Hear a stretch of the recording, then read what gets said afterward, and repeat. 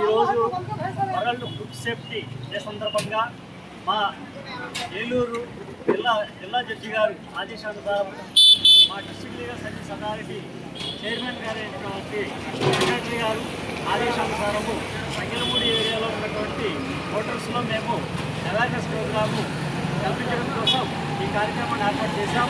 కాబట్టి సేఫ్టీ సందర్భంగా అన్ని హోటల్స్లో కూడా పరిశుభ్రత పారిశుద్ధ్యము అనేటువంటి పాటించాలని, నిల్వ వస్తువులు ఏవి కూడా వాడకూడదని, అందరికీ కూడా సురక్షితమైన ఆహారాన్ని అందించాలని కోరుకుంటున్నాము.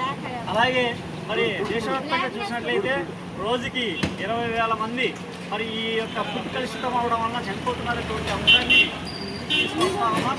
అలాగే ఈ యొక్క కలుషితమైన ఆహారం వలన చాలామంది పుట్టబోయేటువంటి పుట్టిన పిల్లలకు కూడా అనారోగ్యాలు కలుగుతున్నాయని, అనారోగ్యమైనటువంటి మరి దేశాన్ని మనం ఊహించలేం. కాబట్టి ఆరోగ్యమే మహాభాగ్యమైనటువంటి మరి నినాదంతో ఈరోజు ఈ ఫుడ్ సేఫ్టీ కార్యక్రమాన్ని మేము చేస్తూ ఉన్నాం. అందరూ కూడా ఈ యొక్క ఫుడ్ సేఫ్టీని మరి పాటించి అందరికీ కూడా సురక్షితమైనటువంటి ఆరోగ్యాన్ని కల్పించవలసిందిగా మేము మనవి చేస్తూ మరి ఈ అవకాశం ఇచ్చినటువంటి అందరికీ కూడా ధన్యవాదాలు తెలియజేస్తాము. Thank you.